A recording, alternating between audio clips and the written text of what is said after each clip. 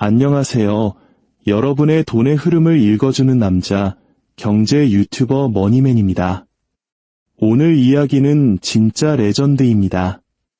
매일 열심히 갓생 살면서 한 푼 두 푼 모은 내 돈을 은행에 맡겼는데 어느 화창한 가을날 돈 좀 찾으러 갔더니 은행 문이 쾅 닫혀 있고 아무도 들여보내주지 않는다면 어떨 것 같으세요?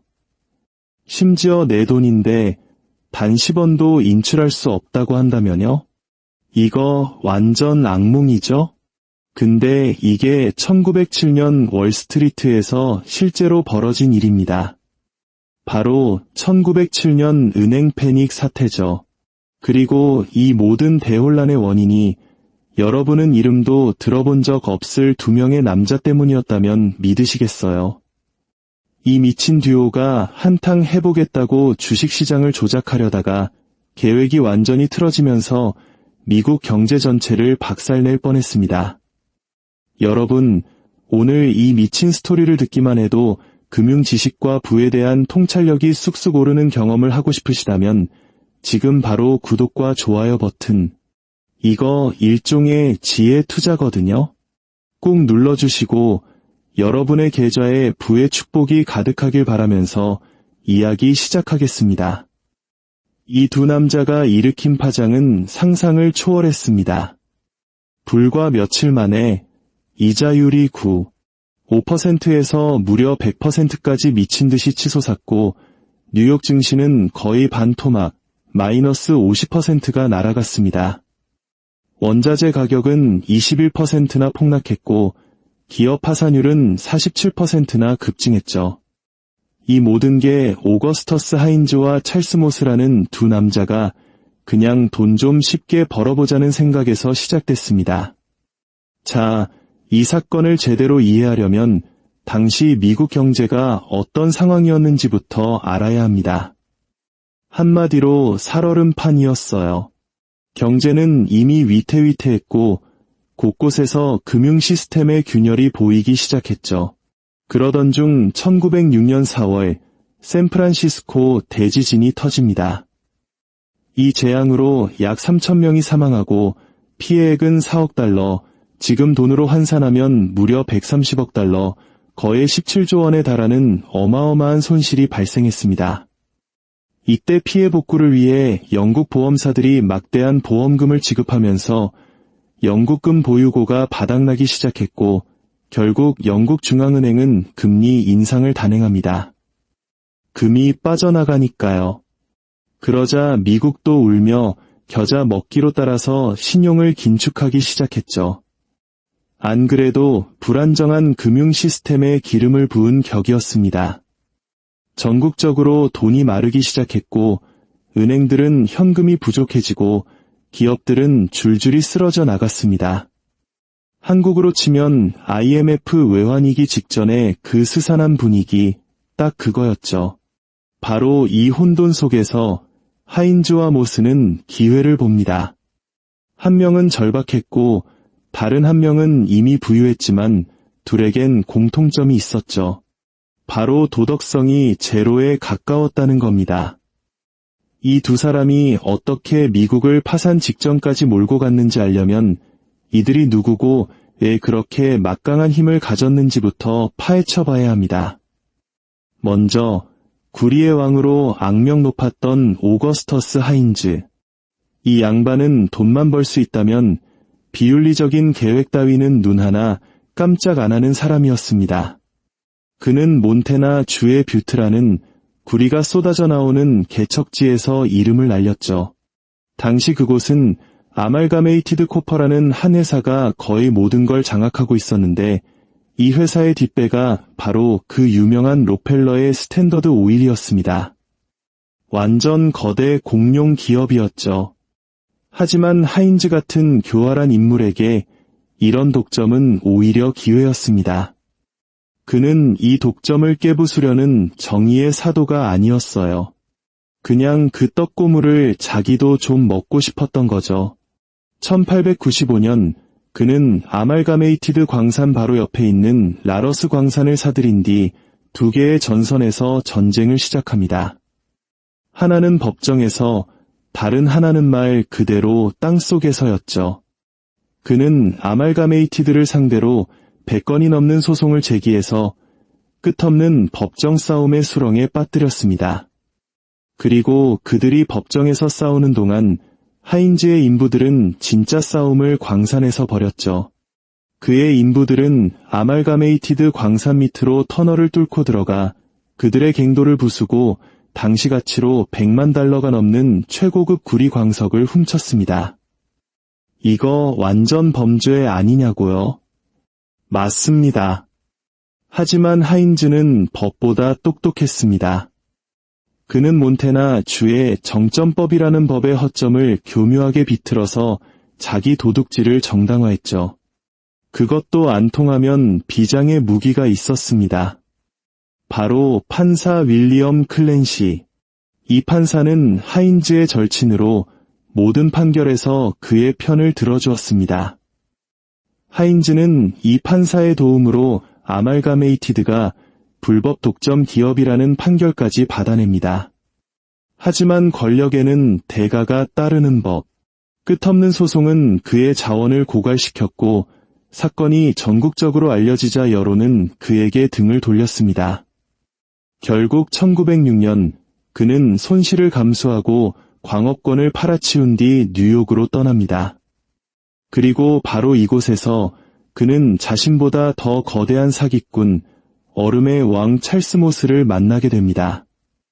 오거스터스 하인즈가 무자비했다면 찰스 모스는 완전히 다른 종류의 괴물이었습니다.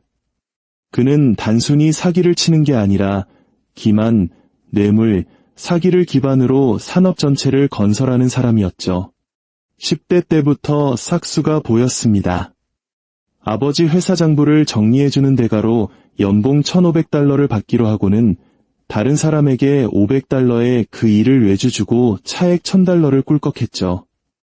이게 바로 그가 노력 대신 조작으로 번 첫 수익이었습니다. 나이가 들면서 그의 수법은 더 대담하고 악랄해졌습니다. 학생 신분으로 뉴욕에 거대한 케네백강 얼음 덩어리를 공급하는 계약을 따냈고 여기서 그치지 않고 얼음을 내린 빈배에 남부의 목재와 석탄을 실어 메인주로 팔아넘기는 양방향 무역을 했습니다. 이걸로 졸업하기도 전에 10만 달러, 지금 돈으로 350만 달러, 약 48억 원을 벌었죠. 세기가 바뀔 무렵 모스는 상상도 못할 일을 해냅니다. 그는 동부 해안의 거의 모든 얼음 회사를 인수해서 아메리칸 아이스 컴퍼니라는 6천만 달러짜리 제국을 세웠습니다. 현재 가치로 약 20억 달러, 2조 7천억 원에 달하는 거대 기업이었죠. 신문들은 그를 얼음의 왕이라 불렀지만 그 이면의 방법은 결코 고결하지 않았습니다. 얼음 독점을 확보한 그는 더 큰 목표, 바로 금융으로 눈을 돌립니다. 넘쳐나는 현금으로 국립북미은행과 노스 암스테르담 국립은행을 장악했고 여러 은행의 주요 주주가 되었습니다. 그는 월스트리트를 자기 마음대로 주무르고 싶어 했죠. 자, 이제 무대는 마련되었습니다. 광산의 무법자와 금융계의 포식자, 두 빌런이 만난 겁니다. 둘 다 미국을 벼랑 끝으로 몰고 갈 위험한 계획을 꿈꾸고 있었죠. 모스는 하인즈에게서 동질감을 느꼈습니다. 위험을 감수할 만큼 대담하고 규칙을 깰 만큼 무자비하며 월스트리트조차 두려워하는 개임을 할 만큼 무모한 사람이었죠. 모스의 도움으로 하인즈는 과거의 손실을 만회하고 재기합니다. 그는 6개의 국립은행, 10개의 주립은행, 5개의 신탁회사, 4개의 보험회사를 통제하는 권한을 얻게 됩니다. 한때 외로운 기회주의자였던 하인즈는 이제 모스의 완벽한 범죄 파트너가 된 겁니다. 그리고 둘은 상상도 못할 부자가 될 새로운 계획에 착수합니다. 물론 그들 생각에만요. 계획은 하인즈의 남동생 오토의 머리에서 나왔습니다. 그는 많은 투자자들이 유나이티드 코퍼라는 회사의 주가가 떨어질 거라 예상하고 공매도에 베팅했다고 확신했습니다. 만약 그의 예상이 맞다면 그들은 공매도 세력을 쇼스키즈라는 덫에 가둘 수 있었죠. 여러분, 게임스탑 사태 기억나시죠? 그거의 원조 할아버지 격이라고 보시면 됩니다. 쇼스퀴즈의 원리는 간단합니다. 오토는 하인즈와 모스에게 가능한 한 많은 주식을 사들이라고 제안했습니다. 그러면 주가는 오를 것이고 주가 하락에 베팅했던 공매도 세력은 손실을 막기 위해 훨씬 더 비싼 가격의 주식을 다시 사들여야만 하죠. 이게 성공만 하면 그들은 막대한 이익을 얻게 되는 겁니다. 이 작전을 실행하려면 엄청난 자본이 필요했습니다. 그들은 당시 미국에서 가장 큰 금융기관 중 하나인 니커보커 신탁회사에 손을 뻗었죠. 마침 이 거대 금융회사의 수장은 그들의 오랜 동료였던 찰스 바니였습니다. 바니는 과거에도 그들의 금융거래에 연루된 적이 있었고 니커보커 같은 신탁회사는 일반 은행보다 규제가 덜했기 때문에 모스와 하인즈의 위험한 도박을 돕기에 완벽한 통로였습니다. 아마 바니는 나중에 이 일에 가담한 것을 땅을 치고 후회했을 겁니다. 당시 신탁회사는 국립은행과 달리 규제가 느슨해서 예금의 약 5%만 지급준비금으로 보유하면 됐습니다. 국립은행의 25%에 비하면 훨씬 적었죠. 덕분에 수익성은 높았지만 갑작스러운 충격에는 매우 취약했습니다. 그리고 이들의 고객은 평범한 시민들이 아니라 리스크를 즐기는 거물들이었죠. 신탁회사는 월스트리트 브로커들에게 담보 없이 거액을 빌려주고 브로커들은 그 돈으로 주식을 샀습니다.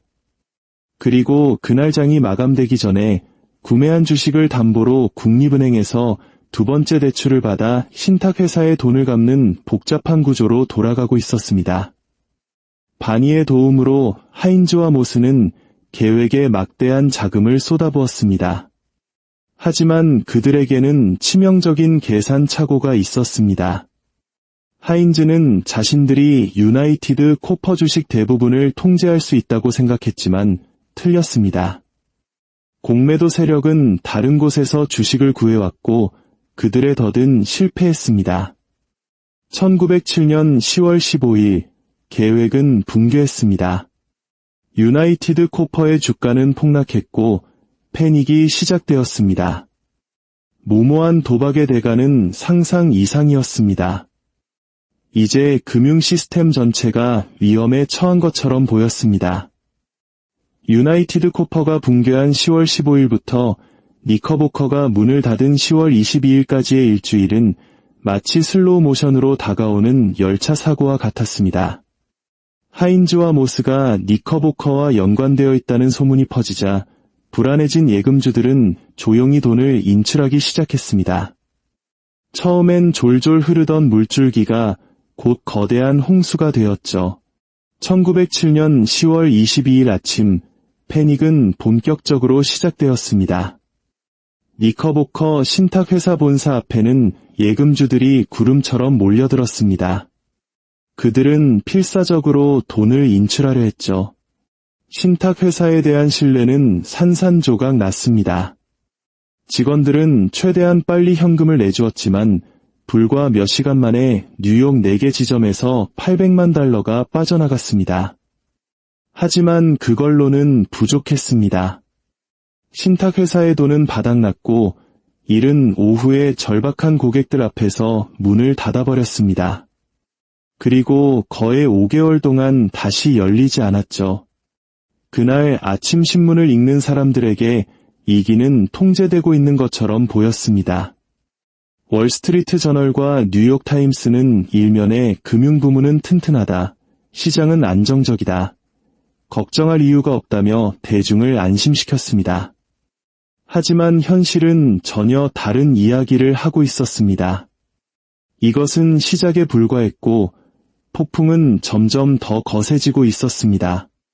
니커보커의 파산은 금융 시스템 전체에 충격파를 던졌습니다. 신뢰의 위기가 시작되고 공포는 들불처럼 번져나갔습니다. 미국 최대 신탁회사 중 하나가 하룻밤 사이에 무너질 수 있다면 다른 곳은 안전할까? 사람들은 더 이상 자신의 저축이 안전하다고 믿지 않았습니다.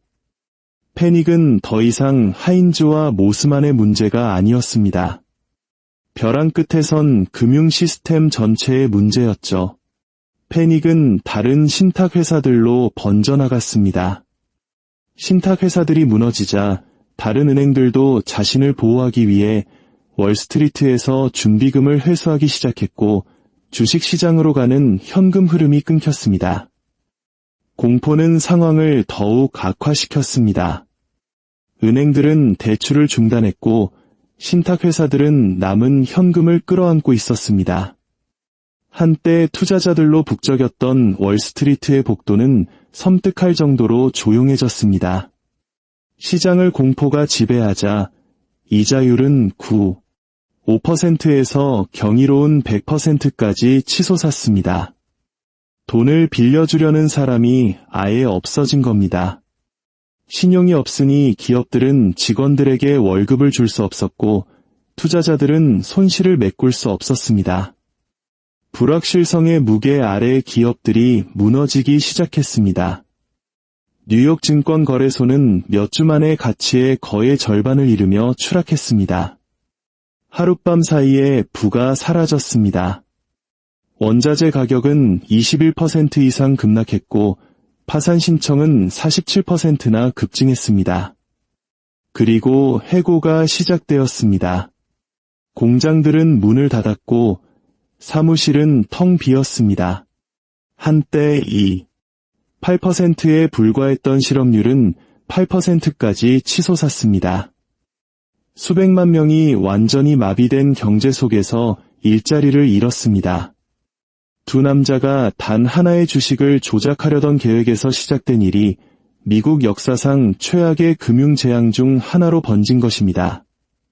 위기가 깊어지는데도 정부의 안전망도 개입할 중앙은행도 없었습니다.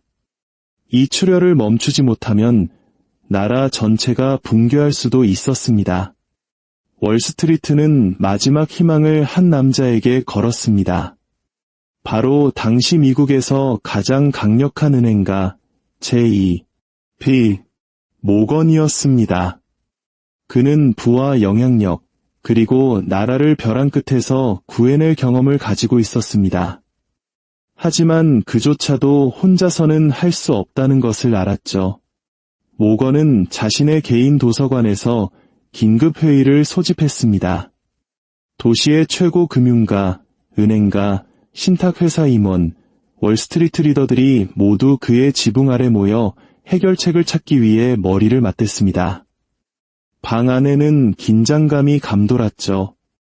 아무도 자신의 준비금을 희생해서 패닉을 멈추는 첫 번째 사람이 되고 싶어 하지 않았습니다. 하지만 모건은 주저할 시간이 없었습니다. 그는 문을 잠갔습니다. 계획이 확정될 때까지 아무도 나갈 수 없었습니다. 문 잠가. 해결책 나올 때까지 아무도 못 나가 이런 분위기였겠죠. 몇 시간 동안 그들은 논쟁하고 협상했습니다. 나라 전체가 숨을 죽이고 구원을 기다리는 동안 분위기는 팽팽했습니다. 그리고 이른 아침, 마침내 거래가 성사되었습니다.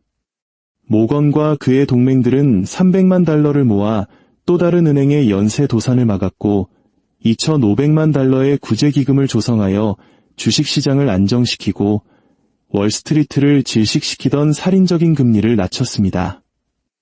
심지어 뉴욕시 공무원들이 월급을 받을 수 있도록 3천만 달러의 채권 매입을 조직하기도 했습니다. 이 대규모 구제금융은 경제에 대한 신뢰를 일부 회복시켰고 상황은 서서히 정상화되기 시작했습니다. 하지만 J.P. 모건은 니커보커 신탁은 구제하기를 거부했습니다. 그는 무모한 금융가들에게 경고의 의미로 그 회사가 완전히 무너지도록 내버려 두었죠. 그럼 우리의 두 빌런, 오거스터스 하인즈와 찰스 모스는 어떻게 됐을까요? 그들은 금융계에서 완전히 쫓겨났습니다. 모건이 개인적으로 그들의 퇴출을 명령했죠. 하인즈는 실패와 알코올에 빠져 살다가 1914년에 결국 술로 생을 마감했습니다.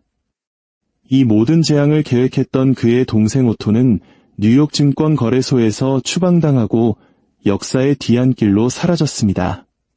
한편 모스는 연방은행법 위반으로 감옥에 가게 되었습니다.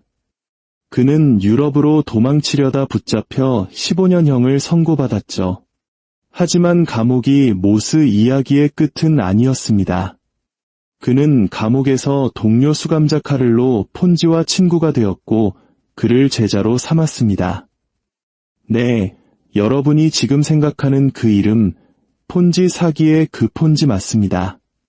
모스가 폰지에게 금융사기 수법을 직접 가르쳤는지는 알 수 없지만 그들의 만남이 희대의 사기꾼의 미래에 영향을 미쳤을 가능성은 매우 높죠. P. 모건은 처음에는 월스트리트의 구세주로 칭송받았지만 곧 의심이 커졌습니다. 대중들은 그와 다른 강력한 금융가들이 경제에 대해 너무 많은 통제권을 가지고 있는 것이 아니냐고 의문을 제기했죠. 그리고 그들의 공범이었던 찰스 바니, 니커보커에서 강제로 사임한 후 그는 1907년 11월 14일 맨해튼 자택에서 권총으로 스스로 목숨을 끊었습니다.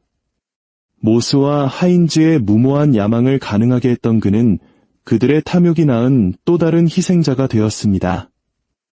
1907년의 패닉은 현대 금융의 진화의 전환점이 되었습니다. 세계가 점점 더 상호 연결되고 시장이 복잡해지면서 금융 시스템이 기존의 안전장치를 넘어섰다는 것을 보여주었죠. 그리고 100년이 더 지난 후 2008년 금융위기는 소름 끼치도록 유사한 각본을 따랐습니다. 규제되지 않은 금융세계의 위험은 시간이 지날수록 더 커질 뿐이라는 것을 증명했죠. 두 위기 모두 뉴욕 금융시장에서 시작되어 전국으로 그리고 전 세계로 빠르게 퍼져나갔습니다. 1907년에는 니커보커 신탁의 파산이 패닉을 촉발했고 2008년에는 리먼 브라더스였습니다. 두 기관 모두 최종 대부자의 도움을 받을 수 없었고 그들의 붕괴는 금융 시스템 전체에 충격파를 보냈습니다. 역사는 반복되지 않지만 라임은 맞는다는 말이 있죠. 1907년 이후 미국 정부는 중앙은행의 필요성을 인식하고 1913년 연방준비제도, 즉 패드를 설립했습니다. 금융위기 시 유동성을 공급하여 미래의 패닉을 방지하려는 목적이었죠. 그리고 2008년 우리는 또 다른 교훈을 얻었습니다. 규제받지 않는 그림자 금융의 위험성을 깨닫고 2010년 도드-프랭크법을 통과시켜 금융기관에 대한 더 엄격한 규제를 도입했습니다. 니커보커 신탁의 폐허에서 리먼 브라더스의 잿더미에 이르기까지 교훈은 동일합니다. 금융의 세계에서 통제되지 않는 야망은 개인의 부뿐만 아니라 경제 전체를 위협할 수 있다는 것을요. 오늘 이야기는 여기까지입니다. 100년도 더 된 이 사건이 오늘날 우리가 겪는 경제 위기와 너무나도 닮아있지 않나요? 역사를 통해 현재를 배우고 미래를 대비하는 지혜, 그것이 바로 우리가 부를 향해 나아가는 가장 확실한 길일 겁니다. 영상이 유익하셨다면 지혜 투자 잊지 마시고 구독과 좋아요, 알림 설정까지 부탁드립니다. 감사합니다.